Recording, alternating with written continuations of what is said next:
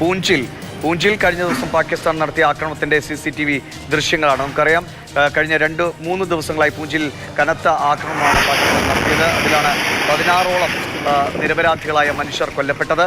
അതിന് പിന്നാലെയാണ് ഇന്ത്യ പൂഞ്ചിലെ ആ മുറിപ്പാടിനാണ് ഇന്ത്യ കനത്ത തോതിൽ ലാഹോറിലും ഇസ്ലാമാബാദിലുമൊക്കെ തിരിച്ചടി നൽകിയത്. ബസന്ത് തുടരുന്നുണ്ട്. ബസന്ത്, ഇതാണ് ദൃശ്യങ്ങൾ, പുതിയ ദൃശ്യങ്ങൾ വരുന്നത്. അത് കൃത്യമായി സ്ഥിരീകരിക്കപ്പെട്ട ദൃശ്യങ്ങൾ, CCTVയിൽ പതിയുന്ന ദൃശ്യങ്ങളാണ്. അപ്പോൾ പാകിസ്ഥാൻ എങ്ങനെയൊക്കെയാണ് സാധാരണക്കാരായ ഇന്ത്യയിലെ പൗരന്മാരെ ലക്ഷ്യം വയ്ക്കുന്നത് എന്ന് ലോകത്തിന് ബോധ്യപ്പെടുത്താൻ ഈ ദൃശ്യങ്ങൾ ആവശ്യത്തോളം തെളിവായി നിൽക്കുകയാണല്ലോ.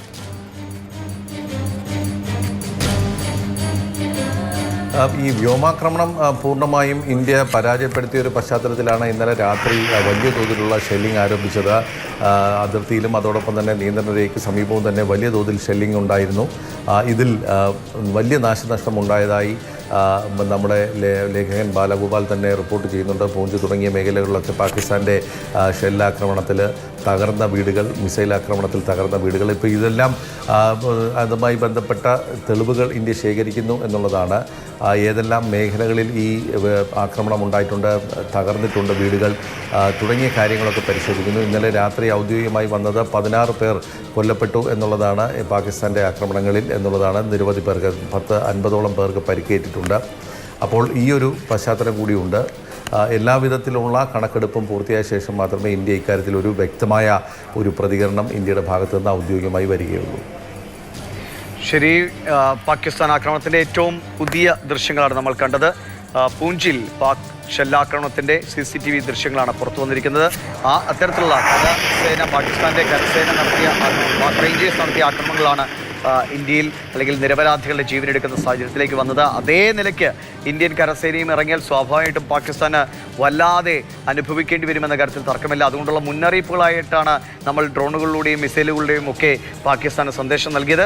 അതിൽ നിന്ന് പാകിസ്ഥാൻ പഠിച്ചോ എന്ന് അറിയാനിരിക്കുന്നത് അടുത്ത കുറച്ച് മണിക്കൂറുകളാണ്. 3:30 പാകിസ്ഥാൻ സൈന്യം മാധ്യമങ്ങളെ കാണുമെന്ന് അറിയിക്കുന്നത്.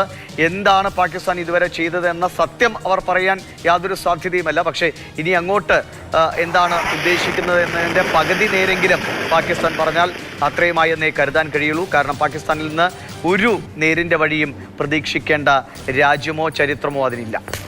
ഇതിപ്പോൾ ഷെല്ലാക്രമണത്തിന്റെ CCTV ദൃശ്യങ്ങളാണ്. സാധാരണക്കാരായ മനുഷ്യർക്ക് നേരെയാണ് പാകിസ്ഥാന്റെ ഈ ആക്രമണങ്ങൾ എന്നുള്ളതാണ് ശ്രദ്ധിക്കേണ്ടത്. നമ്മൾ കൃത്യമായി നമ്മുടെ ഫോക്കസ്ഡ് മെഷേർഡ്, അതായത് കൃത്യമായി ലക്ഷ്യം ഉറപ്പാക്കി അളന്നു കുറിച്ച ഭീകരവാദ ക്യാമ്പുകൾ ലക്ഷ്യം വെച്ചുകൊണ്ട് ഇന്ത്യ ആക്രമണം നടത്തുമ്പോൾ പാകിസ്ഥാൻ നോക്കൂ, സാധാരണക്കാരായ മനുഷ്യർക്ക് നേരെയാണ് ഈ ആക്രമണം അഴിച്ചുവിടുന്നത്. അതിൻ്റെ തെളിവുകളാണ് നമ്മുടെ മുന്നിലേക്ക് വരുന്നത്.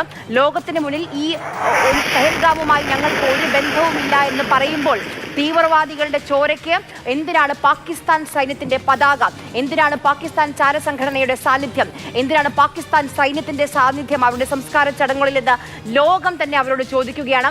സാധാരണക്കാരാണ് കൊല്ലപ്പെട്ടതെങ്കിൽ പാകിസ്ഥാന്റെ സൈന്യം ഇങ്ങനെ വന്നു നിൽക്കുമോ? ഇല്ല. പാകിസ്ഥാന്റെ പതാക പുതപ്പിച്ചാണോ അവർക്ക് അന്ത്യയാത്ര നൽകുക? അല്ല. അപ്പോൾ പാകിസ്ഥാൻ സ്പോൺസേർഡ് ടെററിസത്തിന്റെ ഏറ്റവും വലിയ തെളിവായത് ഈ ദൃശ്യങ്ങളൊക്കെ മാറുകയാണ്. ഷെല്ലാക്രമണത്തിന്റെ അതിർത്തി ഗ്രാമമായ പൂഞ്ചിൽ പാകിസ്ഥാൻ നടത്തിയ ഷെല്ലാക്രമണത്തിന്റെ CCTV ദൃശ്യങ്ങളാണ്. സാധാരണക്കാരായ മനുഷ്യർക്ക് നേരെയാണ് പാകിസ്ഥാന്റെ ഈ പ്രകോപനപരമായ ആക്രമണങ്ങൾ നിരന്തരം. പെഹൽഗാം ആക്രമണത്തിന് ശേഷം നിരന്തരം കഴിഞ്ഞ 16 ദിവസവും പാകിസ്ഥാന്റെ ഭാഗത്തു നിന്ന് അതിർത്തി മേഖലകളിൽ നിരന്തരമായ പ്രകോപനങ്ങളാണ്. ഇതുവരെ കഴിഞ്ഞ 3 മണിക്കൂറുകളായി പാകിസ്ഥാന്റെ ഭാഗത്തുനിന്ന് മറ്റ് അനക്കങ്ങളോ നീക്കങ്ങളോ ഉണ്ടായിട്ടില്ല എന്നാണ് മനസ്സിലാക്കുന്നത്. പക്ഷേ രാജ്യം അതിർത്തി മേഖലകളിൽ പ്രത്യേകിച്ചും കനത്ത ജാഗ്രതയിൽ തന്നെ തുടരുകയാണ്. ഡൽഹിയിലടക്കം സൈറണുകൾ മുഴങ്ങാനുള്ള സാധ്യതകളുണ്ട് എന്ന് മനസ്സിലാക്കുന്നു. അതുകൊണ്ട് തന്നെയാണ് എല്ലായിടങ്ങളിലും, അത് നമ്മുടെ സൈനിക കേന്ദ്രങ്ങളാകട്ടെ മറ്റ് കൂടുതൽ പൊതുജനങ്ങൾ എത്തുന്ന ഇടങ്ങളാകട്ടെ, അവിടെയൊക്കെ കർശനമായ പരിശോധനകളും നിരീക്ഷണങ്ങളും ഇന്ത്യൻ സൈന്യത്തിലെ വിവിധ വിഭാഗങ്ങൾ നടത്തിക്കൊണ്ടിരിക്കുകയാണ്. അത് ഓരോ സംസ്ഥാന പോലീസും ഒക്കെ അതിൻ്റെ ഭാഗമായി നിൽക്കുന്നു.